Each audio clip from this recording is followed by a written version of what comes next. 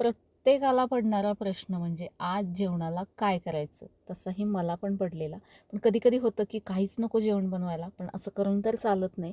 मग काहीतरी साधा सिंपल मेनू सुचतो. असाच मला सुचलेला आजचा एक सिंपल मेनू आहे आणि असं साधं सिंपल जेवण मला तरी आवडतं कुठल्याही भारी जेवणापेक्षा. आज मी इथे मसूर डाळीची मस्त अशी आमटी आणि भात बनवते. एका कुकरमध्ये मी भात घेतलेला आहे, म्हणजे तांदूळ घेतलेला आहे. स्वच्छ धुवून एका कुकरमध्ये मी मसूर डाळ घेतली आहे.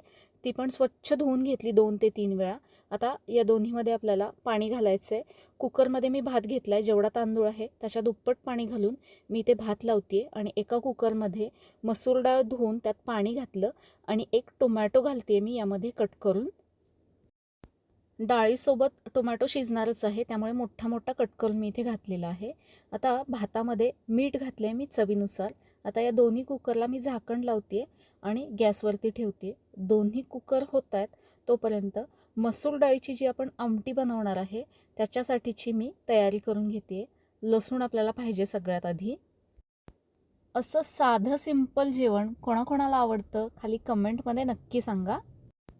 या आमटीसाठी इथे मी सुक्कं खोबरं घेतले. सुक्कं खोबऱ्याचे आपल्याला चकत्या बनवून घ्यायच्या आहेत. मसूर डाळीला शिजायला काही जास्त वेळ लागत नाही, पटकन होते. 2 शिट्ट्यामध्ये मी त्याचा गॅस बंद केलेला आहे. इथे मी मिक्सरच्या भांड्यामध्ये 2 मोठे चमचे सुकं खोबरं, 15 ते 20 लसूण पाकळ्या घेतल्यात. थोडीशी स्वच्छ धुवून कोथिंबीर यामध्ये घालायची आहे आणि पाणी न घालता याचं आपल्याला वाटण बनवून घ्यायचं आहे. दोन्ही कुकरच्या शिट्ट्या झाल्यात. डाळीचा कुकर थंड झाला आहे, त्यातली पूर्ण आता वाफ निघून गेली आहे. मी आता इथे कढई एक गरम व्हायला ठेवते आमटी बनवण्यासाठी. यामध्ये आता आपण चेक करून बघूया डाळ व्यवस्थित शिजली आहे का. डाळ देखील छान शिजली आहे. आता यातला जो टोमॅटो आहे तो देखील छान असा मिक्स करून घ्यायचा आहे. डाळ पण थोडीशी घोटून घ्यायची, म्हणजे आमटी छान अशी एकजीव होते, मिळून येते. कढईमध्ये मी 2 चमचे तेल गरम करून घेते. त्यामध्ये जिरे आणि मोहरी घालायची आहे, पाव चमचा.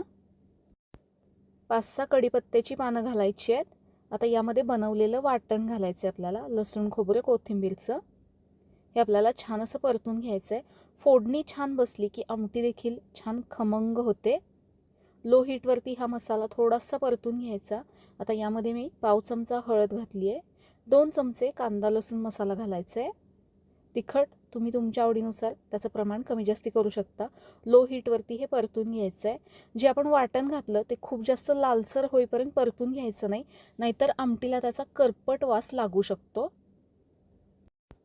पाव चमचा हिंग घालायचं आहे. आता हे सगळं मिक्स करून घ्यायचं आहे. जी घोटून घेतलेली डाळ आहे आता ती डाळ यामध्ये घालायची आहे. या कुकरमध्येच पाणी घालून ते पाणी मी यामध्ये घालते आहे.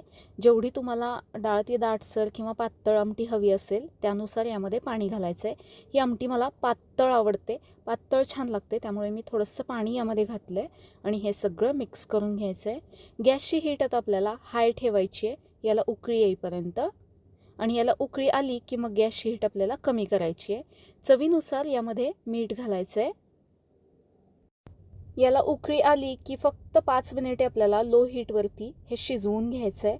मस्त अशी डाळ दिसते, चवीला पण अप्रतिम अशी होते. 5 मिनिटे मी ही डाळ शिजवून घेतली आहे. शेवटी यामध्ये बारीक कट केलेली कोथिंबीर घालायची आहे. साधी सिंपल रोजची पण चविष्ट अशी ही मसूर डाळीची आमटी तयार झाली आहे.